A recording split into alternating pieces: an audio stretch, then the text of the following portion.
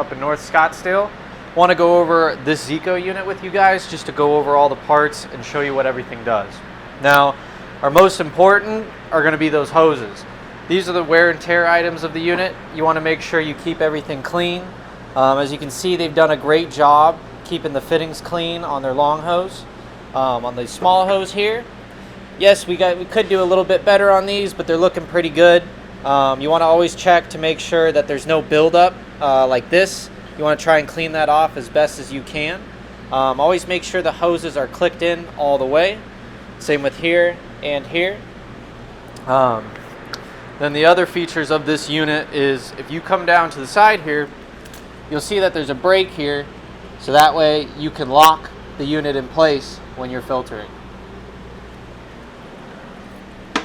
Let's go over the actual filtration device. Now, our first piece is going to be our 300 micron basket. This is what catches all the debris and the large sediment. This is your micron 233 screen, goes to the pan filter pan. This will catch everything that we can't see with the naked eye. And anything that gets through this will then go through this paper filter here. Then it goes through our filter pan and then back into your unit and back into your fryer. I also have one of our Z pipes here. Highly recommend them even if you don't have a Zeco. It reduces splash and any mess that you may have in your kitchen. This unit, let's go ahead and start filtering. Go ahead, grab your triple fast flow filter, slide that inside the filter pan. Give it a little press down, make sure it's nice and flush. Grab your 233 micron handle, place that inside the filter pan. And then to lock it in place, pinch these here, and it will simply lock that screen in place. Most important part is to make sure that smiley face is facing towards you as you slide it in. Now, if you try and do it the other way, there's clearly a logo saying not to put it in that way. It will get stuck. So go ahead, set that down. Now we'll come over to our unit. I'll go ahead, open the lid, take our filter pan, smiley face facing towards you, and slide that into the unit. Then we'll grab our basket, place that inside. We are ready to go. Our next steps are to prep the fryer. Now, as you can see, I have my Z pipe here, as well as my heat resistant gloves. This machine should always be operated with some kind of protection. So go ahead, come up to the fryer, screw in your Z pipe.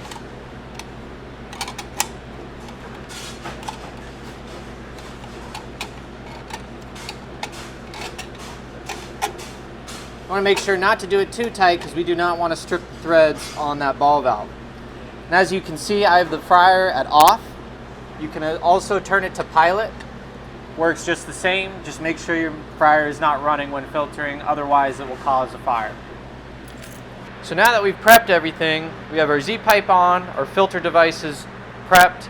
Our unit is now plugged in. The fryer is in the off position. I have also locked in the Zeco so that way it does not move at all. Very first step we want to do is there's a backflush button and an oil out switch. Now this backflush button, we're going to stick just the tip of the wand in, hold that for about 10 to 15 seconds to prime the filter. The reason we need to prime that filter is because a lot of restaurants use frozen items and that water will melt inside, or that ice will melt inside the fryer.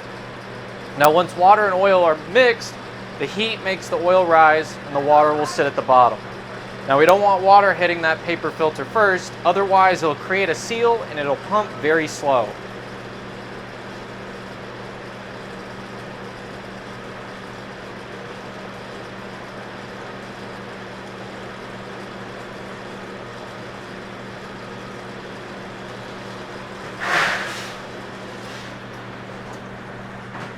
So now that we back flushed and primed that paper filter, we're good to go ahead and open up the ball valve on the fryer.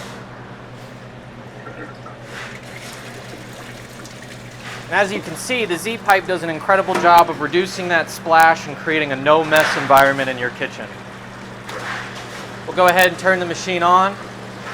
We're going to go ahead and start pumping all those crumbs out.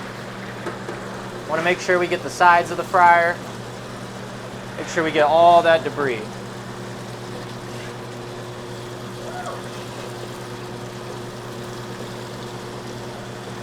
The debris is what kills your oil life, as it soaks up in the fryer overnight and reduces that oil level and reduces the quality of the oil.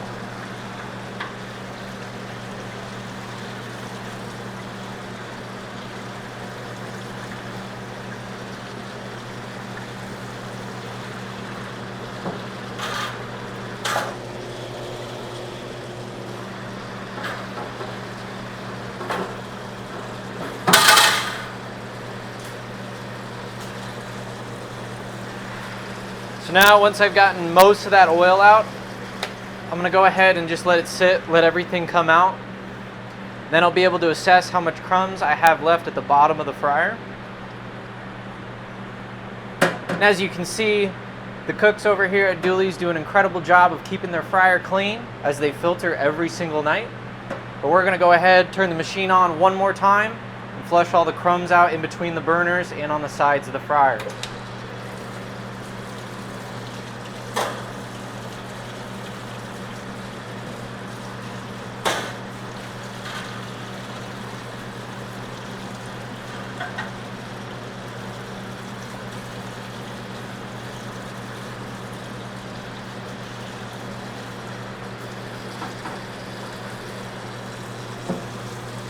Now that our oil is looking like brand new, we're going to go ahead and shut the ball valve, and we're going to start filling the fryer up. Now the great thing about our Zeco unit, at the end of the night, when you guys are busy and you need to finish closing down your prep stations, whatever else your closing duties may be, you can go ahead and place your wand in a safe, secure spot, move over to the kitchen, clean whatever else you may need to clean, and it helps improve your labor time when trying to get out of the restaurant. As we all know, when it's 12, 1 a.m. at night, everybody's trying to go home. So we want to make it as easy, safe, and fast as possible.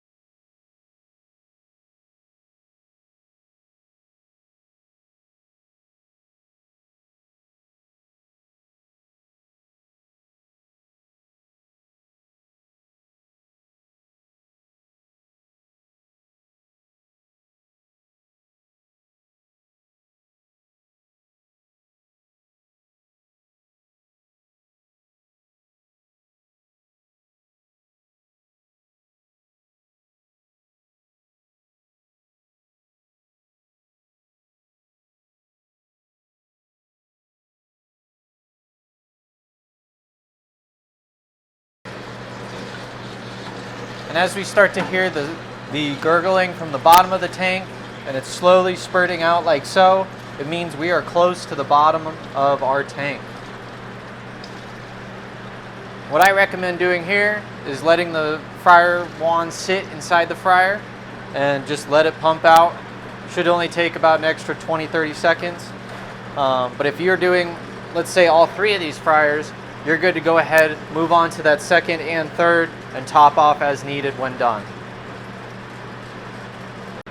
And now that we've successfully filtered this fryer, the key thing in maintaining your unit and ensuring that that pump stays clean every night is take your back flush button, hold your wand up like the Statue of Liberty, then place it inside your tank like so.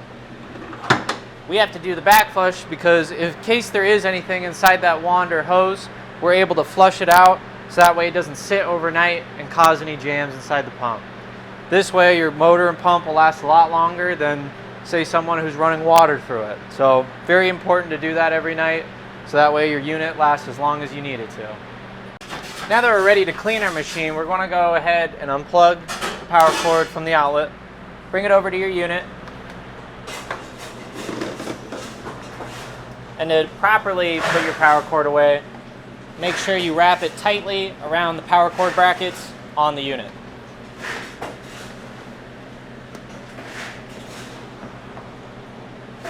Now we'll go ahead and move over to the dish pit. And now that we've got our unit over to the dish pit, I want to show you guys just how much we actually caught inside our filter pan. But we'll go ahead, grab our basket. In case there's any debris, just simply shake it out over the trash can, lightly tap it against the trash can, then we'll place over in our dish pit to be cleaned. Now we'll go ahead, lift up the filter pan.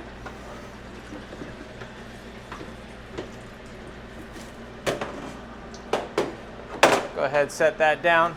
You're going to want to go ahead and pinch the pinch mechanisms on the side to release the top screen. We'll slide that out. Place that over in the dish area. And as you can see, this paper filter caught everything that micron screen, as well as the 233 screen, could not catch. Now this is where the magic happens when filtering. This is everything that you cannot see with the naked eye. This is what kills your oil and reduces the life of it.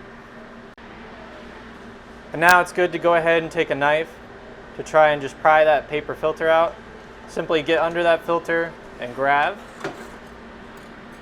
As you can see, everything that we caught. Go ahead and place that in the trash. Go ahead, grab our filter pan, bring it over to our dish pit. I'll slide this unit out of the way. No worries. We'll go ahead, everything can be cleaned through the dishwasher as well, but it's always good to give it a nice rinse beforehand.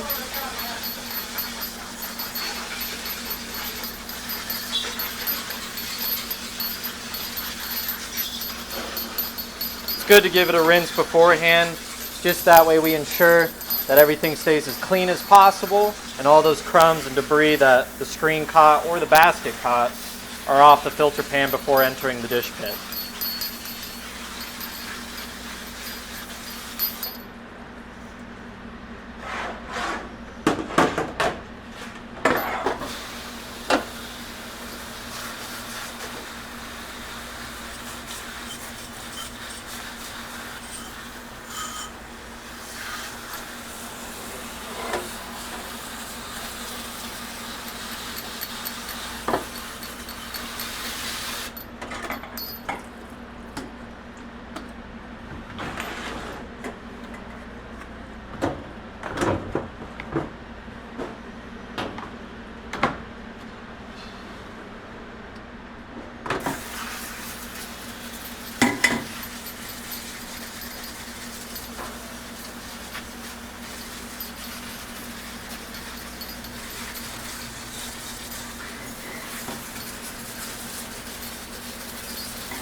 And just like that, your items are ready to be washed through the dishwasher.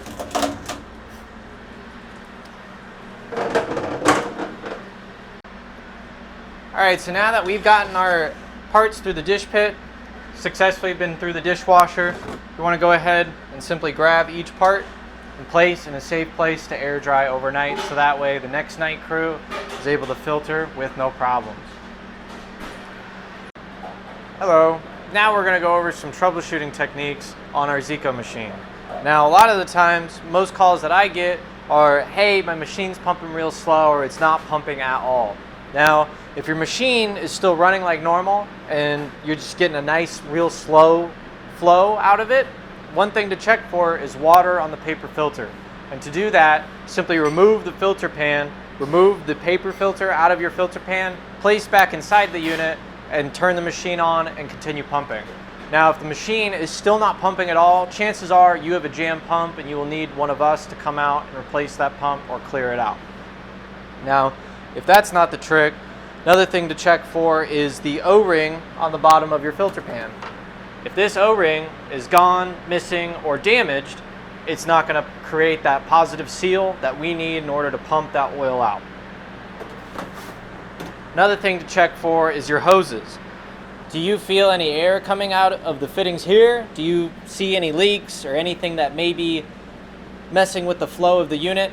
If this is half cocked, not on fully, the air will escape and it won't allow anything through, or it'll barely pump and you're not getting the full maximum power of your unit. Another thing to check for, if your machine does not turn on, one thing to do is come over to the side of your unit, And there's usually a sticker saying press to reset circuit breaker. On the inside, there's a red button. You'll simply press that until you feel a click. Then another thing to check too is if there is no click from that reset button after pressing it in really hard, check your power cord. If for whatever reason an employee or a cook pulled the power cord out by accident, all you have to do is push that power cord back into its outlet and you should be good to go.